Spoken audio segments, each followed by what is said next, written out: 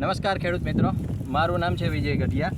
તો આજે એક આપણે ઘઉંના ખેતર પર આવ્યા છીએ, જેમાં ઓલમોસ્ટ હાર્વેસ્ટ થઈ ગયેલું છે, બરાબર। તો ઘણી જગ્યાએ જોઈ જઈએ તો ઘઉંનું જે હાર્વેસ્ટ થઈ જાય છે એના પછી ખેતરમાં જે આ ઘઉંનો પરાર જે વધે છે, બરાબર, તો તેને ખેડૂત મિત્રો ઘણા એને સળગાવી નાખે છે। સળગાવવાથી બે પ્રકારે નુકસાન થાય છે। એક તો જમીનમાં નુકસાન થાય છે અને પ્લસ વાતાવરણમાં થાય। જમીનમાં નુકસાન એવી રીતે આપણે જમીનમાં જે ઉપયોગી બેક્ટેરિયા છે એ દરેક બેક્ટેરિયાનો નાશ થઈ જાય છે।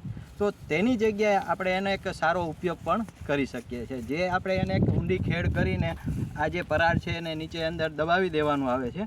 અને એક બીજું સારું એવું એક ડીકમ્પોઝર આવે છે, ડીકમ્પોઝરનો તમે ઉપયોગ કરી શકો છો।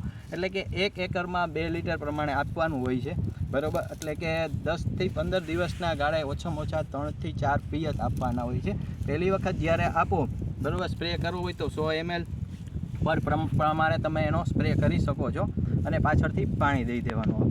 પણ ભેજ આપવો આવશ્યક છે, એટલે કે 10 થી 15 દિવસના ગાળામાં 3 થી 4 વખત પિયત આપી દેવાનું, જેથી કરીને જે આ પરાળ છે એ એકદમ તમે જોવા જાવશો તો ખાતરના સ્વરૂપમાં થઈ જશે અને જે એમાં પોષક તત્વ છે એ આપણા જમીનમાં ભળે છે।